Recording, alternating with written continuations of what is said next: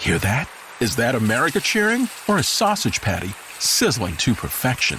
It's time to cheer for Egg McMuffin and fresh cracked eggs at McDonald's. It's time to wake up to the aroma of freshly baked biscuits and treat yourself to a real honest-to-goodness morning meal. Breakfast, it's on at McDonald's. Now get any breakfast sandwich for just $2. Available only through the app. Mobile order and pay available at participating McDonald's. McD app download and registration required. Interested in being a nurse and working from a safer environment? Join Quantum Health at our nursing hiring event Thursday, September 16th from 8:30 a.m. to 12 p.m. or from 4 p.m. to 8 p.m. to learn how. During our event at our headquarters in Dublin, Ohio, you'll meet with hiring managers for on-the-spot interviews. We offer a great work-life balance and a $2,500 sign-on bonus. Learn more at quantumhiringevent.com. That's quantumhiringevent.com. We are an equal opportunity employer. Thank you for calling 423-GET-FAME. That's 423-GET-FAME. I would tell you to leave a message, but the truth is, I don't really care. I've had this hotline open for months, and not one of you jokers have what it takes to be famous like me. So leave a message if you want, but don't expect a call back. I've got way more important things to do than to waste my time on losers like Masquerita Sagrada and you all. Thank you, and have a nice day.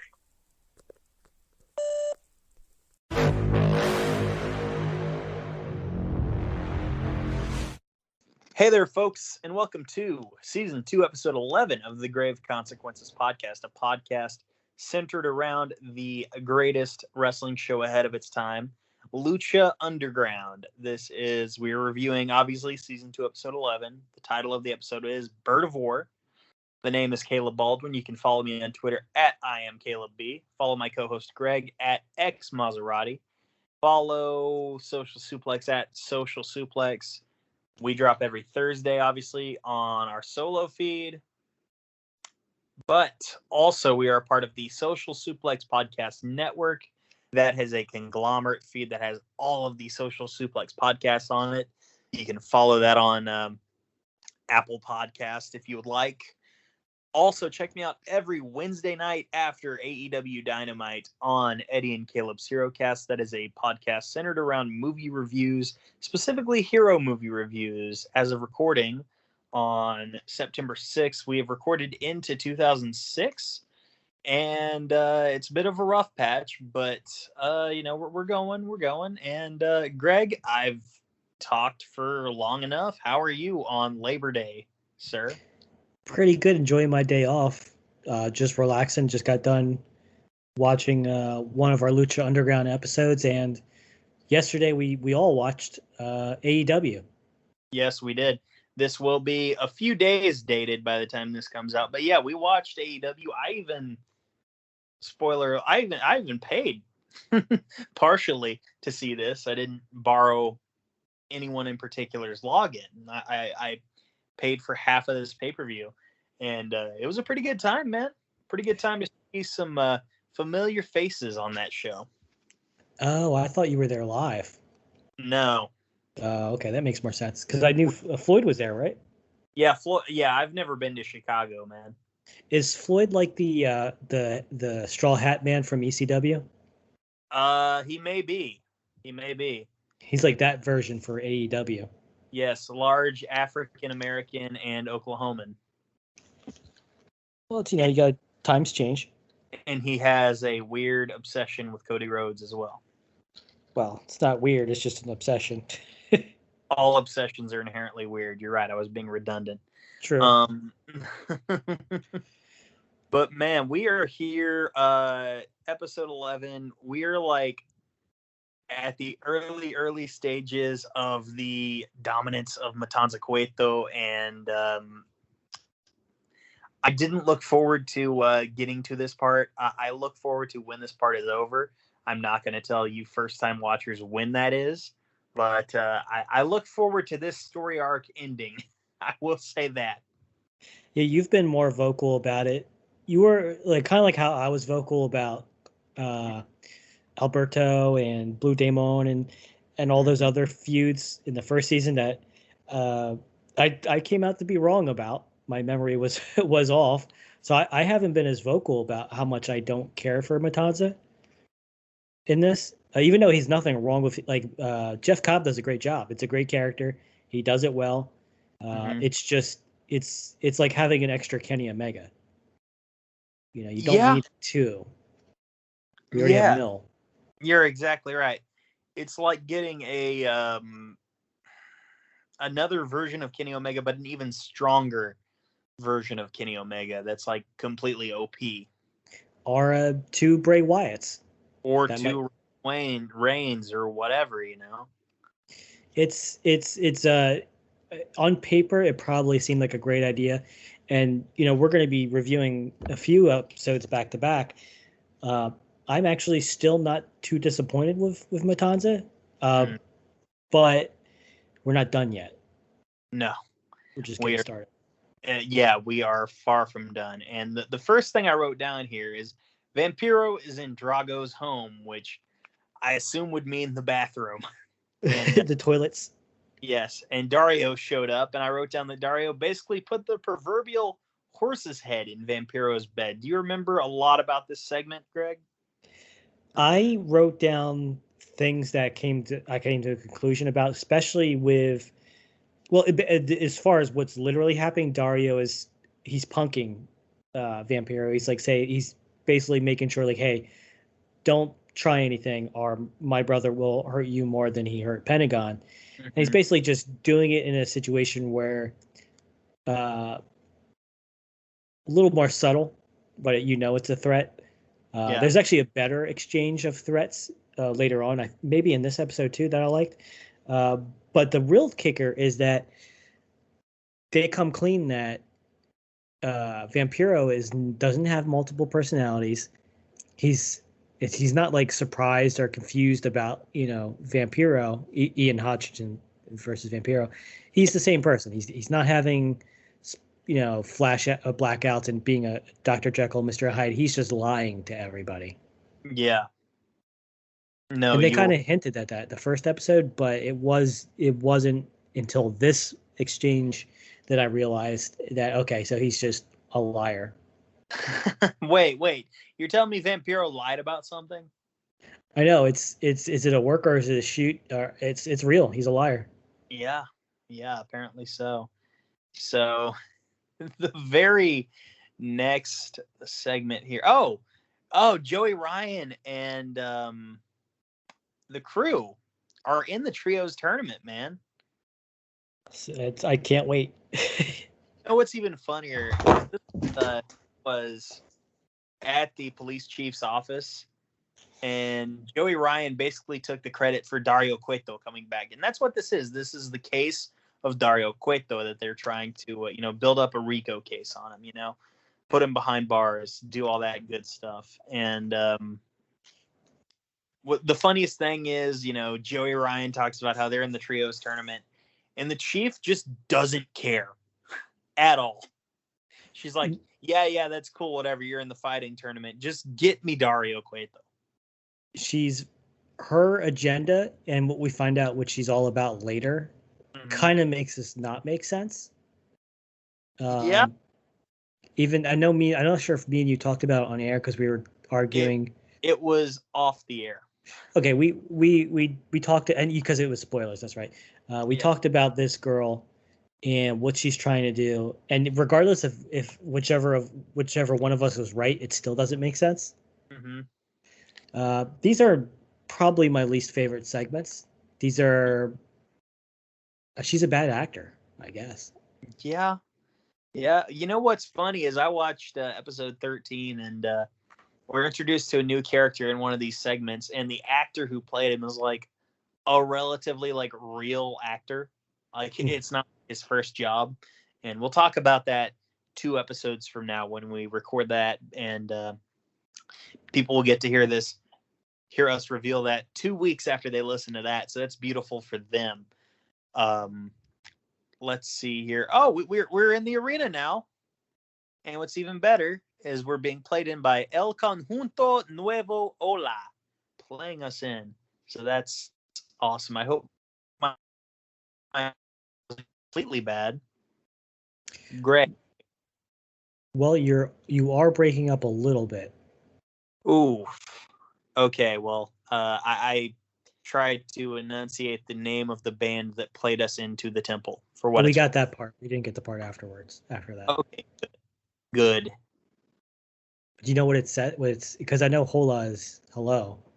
Yeah. Oh, I don't know the translation off the top of my head, unfortunately. I don't think we need to look it up. It's not important. I don't think they come back. It's really not. You know what's funny is sorry to go off the beaten path here. Recently watched Machete, and one of the bands who provided a portion of the soundtrack in Machete was Chingon, who play us into the temple at one point in this season. Which Nice. Like it makes sense because they both have the Robert Rodriguez connection, but it's still a cool crossover. Wasn't Danny Trejo in the first, in the audience in the first season? He was, yeah. Now that you mention it, I think El Rey had something to do with stuff he was doing. If they didn't, yes, I don't remember. Yeah, because I know Rodriguez got like an executive producer credit on Lucha Underground. I think he may have been like a contributor to like a contributor to the network as well. That would make sense. Yeah. Hey, tonight we got a big main event. Matanza Cueto is defending the Lucha Underground Championship again, this time against newly minted AEW Tag Team Champion Rey Fenix. So that's awesome. Is it though? I mean, look, any chance we get to see Rey Fenix, no matter the context, is good. Yeah, these are kind of like John Cena matches if John Cena was a heel. Yeah. Back when he was on top, how, it was hard for some people to get excited for his matches because you knew what you were in store for. I think until Kevin Owens showed up. I think Kevin Owens was the first person to kind of really mix it up. But for the most part, John Cena always wins. Gets boring. You still there, buddy? Yeah, I'm still here. Sorry, I was getting inundated with a text message. I'm sorry, my mind is elsewhere. First match of the night, and I am so sorry, Greg. That was very disrespectful on my end. You can flog me after we record the podcast if you would like. I will. Okay, good. Our first match of the night, and I know you were looking forward to this: Ivelisse versus Cobra Moon. Oh yes. Yeah, well, dude. I'm sorry. Go ahead.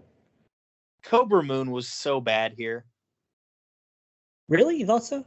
Dude, yeah, I forgot just how bad Cobra Moon was in this show, which is weird because Thunder Rosa is legitimately maybe the best women's wrestler in AEW right now. Well, why did you think she was bad in the match? She's just kind of clunky, dude. Yeah, she's kind of stuck with, she has to slither. She has to move like a snake, and I think that maybe what's holding her back for you. Yeah. Because I like the match, and I did have some points, because I did like her slithering and how everything she did was very snake-like, and it does hold her back because there's certain moves she has to keep doing over and over again because she's a snake. Yeah. Get it? She's a snake. And there's a good, I think it, well, we'll talk about the finish, but one of the things I paid attention to, because we remember, maybe it was early this year or maybe it was late last year, the match between Ivelisse and Thunder Rosa on AEW. Do you remember that controversy? Oh yeah, where they started shooting on each other. I don't remember the shooting on each other, but I do remember Ivelisse was just kind of no selling.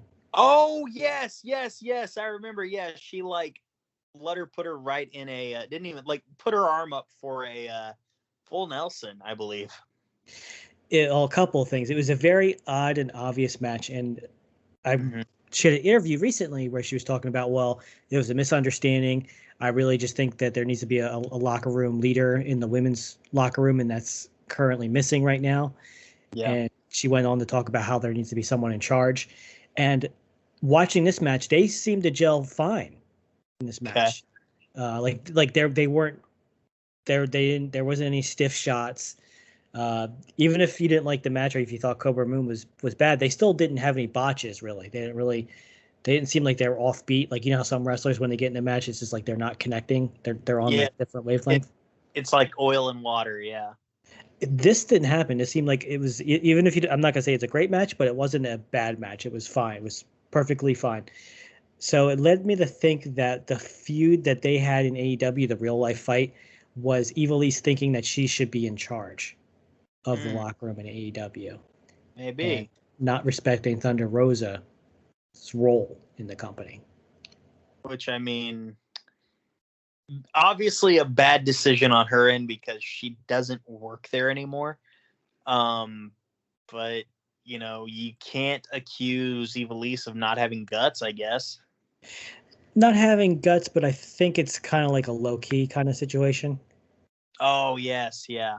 That's what I'm kind of getting. And this is me. I don't know the girl. I wasn't there. I don't know either person as a person. But just based on that interview and the stuff that she was like talking about, she's like, oh, it's a mistake. You know, there needs to be a locker room leader. It's almost as if she's dismissing other girls as being a locker room leader. And, you know, and that's where I come out at the end of that is I think Ivelisse kind of is her own worst enemy. I mean, if you can't make it, AEW is going to be the company where you're going to have the most freedom. Yeah. And opportunity. Yeah. No, you were absolutely right. To an extent, I think they could. I mean, I think they could do better with their women's division, but you know, this is not an AEW based podcast, so I will leave it at that. Ivelisse got the win with the Code Red, though. I love the Code Red, dude. Yeah, it's one really of my favorite moves. Yeah, it's very good. Hey, after this, we got a vignette for Killshot, and this was a bit of a, you know, it told us more about the character, and it told us that for over a year, this man was a prisoner of war. We didn't know that last week. I mean, this is the start of the Killshot rebranding because he had a lot of losses. Even though he looked strong in all of his matches, he took a lot of L's. So this is a rebranding that kind of fixed the character now. Yeah. Yeah, no, you're absolutely right. You're absolutely right, man. And I am so hyped because we know where this is going. I'm very hyped to see it, you know, remembering how they get there. Yep. Yeah. That's my favorite match, I think, in all of Lucha Underground, too. You're not alone, man. After this, we see Famous B meeting up with Masquerita Sagrada, who I believe was in the gym at the time, just doing curls, if I'm not mistaken. Yeah, I think you're right. And what does he give the man but a business card with his phone number? And what is that phone number? I don't have it written down. Oh, man, it's easy. It's 423 Get Fame. How could I forget? That's 423 Get Fame. This is why I'm not famous. Yeah, come on, man. After this, we have our trios tournament match. We have the Mac, Marty the Moth Martinez, and the Mariposa against the crew of Mr. Cisco and Cortez Castro and Joey Ryan. And hey, as pointed out by Matt Stryker, do you remember who was in the front row? Oh, no. It's been a while since I've seen the episode. Fair enough. Bunches of Funchess, man. Who? Ron Funchess. I definitely know who that is. Bro, Ron Funchess is like an icon of like famous wrestling fans, and he's a comedian and an actor, and he's got a very unique voice, I will say that. I definitely remember him. You don't, I can tell. No, I remember. Definitely. No, you don't. Did you notice Cisco kind of carrying himself like a cruiserweight throughout this match, man? Dude, there was a huge... I actually wrote it down. The crowd was in the Cisco. He just said, fuck it. I'm going to be a Technico today. Yeah. And he was. I was behind him. He was kicking ass. Like he was doing like anything a good guy would do. Like he was showing respect to the other guy. He was like, you know, trying to pump the crowd up. All kinds of things. Like he just said, no, I'm going to be a good guy now. Yeah.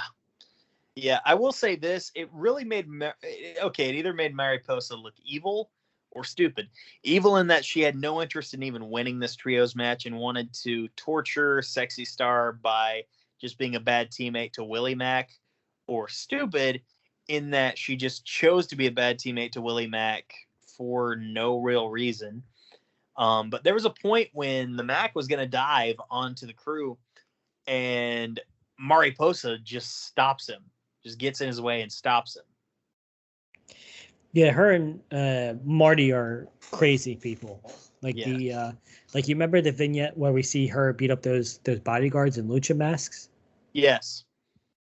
Who were those bodyguards for? How do we know they're actually rich? You know what I mean? Like, there's a lot to their story that, are they a trustworthy narrator, right? Yeah. Like, there's a lot going on, but the main thing is that they're fucking nuts. Both of them. Yeah, and that's undisputed for sure. Yeah. Oh man, the Mac gets pinned by Joey Ryan. So the crew and Joey Ryan move on in the trios tournament. And after that, Mariposa and Marty attack both the Mac and Sexy Star. And she's really scared, but eventually she charges Mariposa, man. She gets over that fear.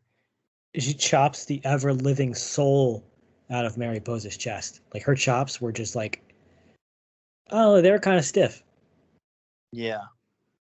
Do you like the shatter machine that Cisco and Cortez did?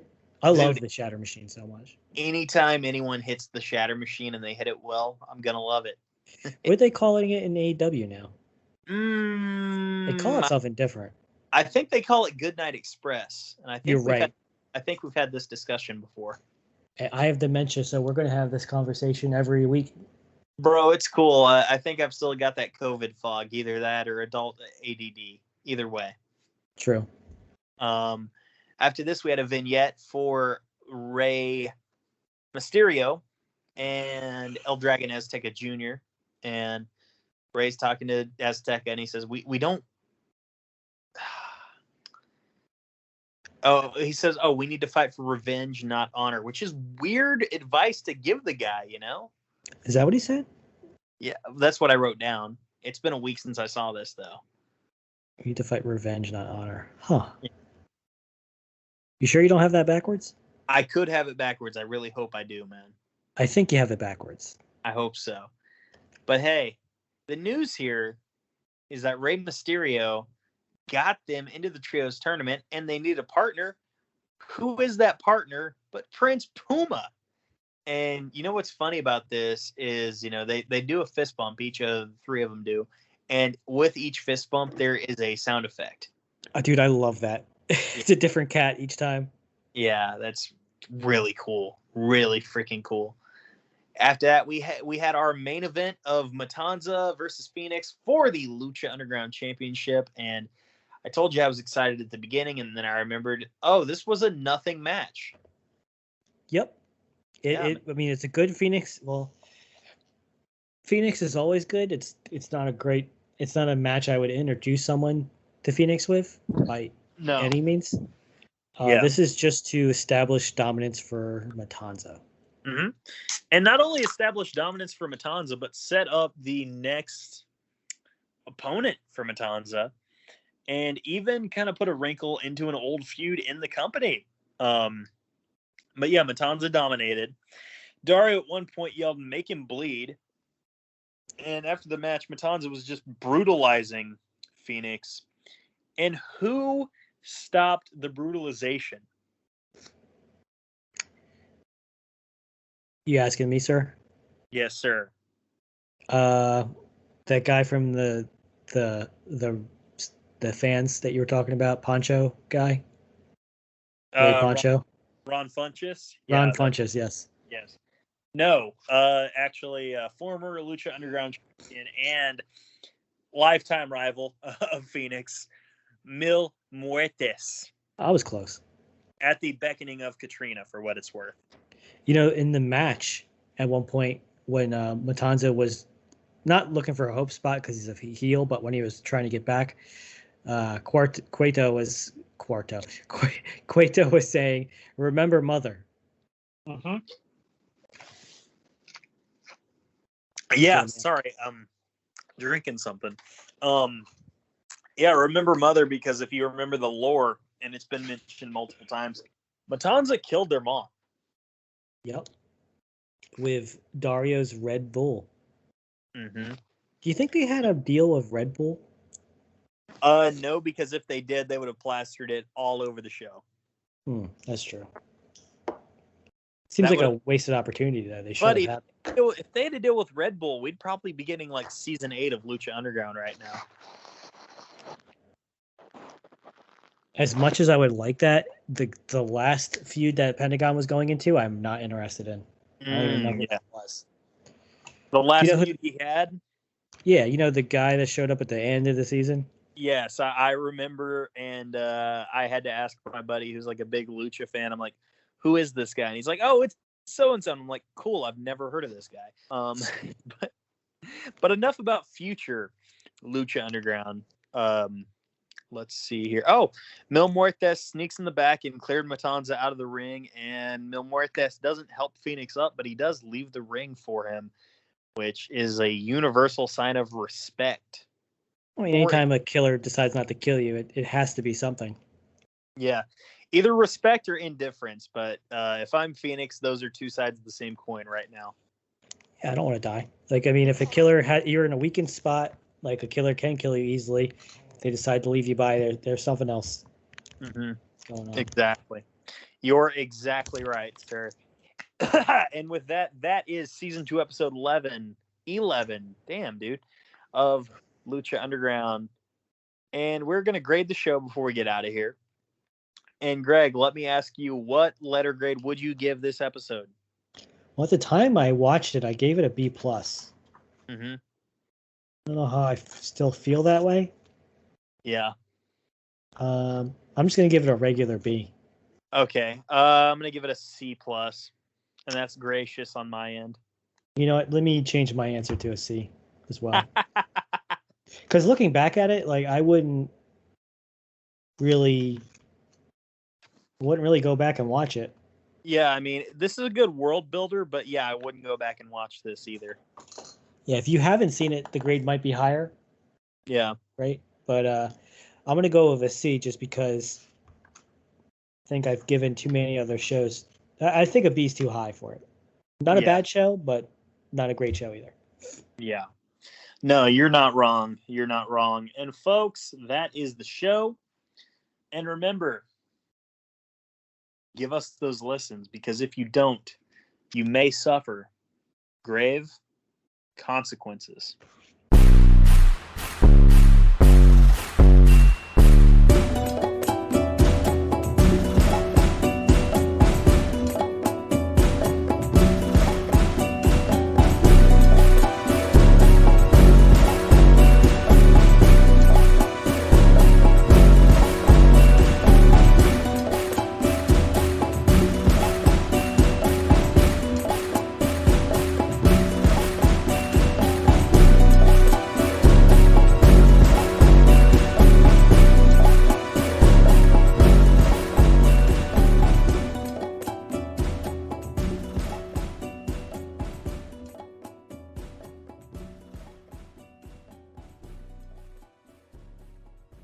Dunkin' is putting a whole new spin on pumpkin at Dunkin' with our new Pumpkin Cream Cold Brew. Smooth, bold cold brew topped with velvety pumpkin cream cold foam made with cinnamon and nutmeg spices. And there's more pumpkin for you to love, like the delicious fall classic, our Pumpkin Spice Signature Latte. Rich espresso topped with whipped cream, caramel drizzle, and cinnamon sugar. That's how we pumpkin at Dunkin'. Sip into the fall season with the $3 medium Pumpkin Cream Cold Brew or Pumpkin Spice Signature Latte. America runs on Dunkin'. Participation may vary. Limited time offer. Exclusions apply. Valid on Pumpkin Spice Signature Latte only in all cold foam cold brew.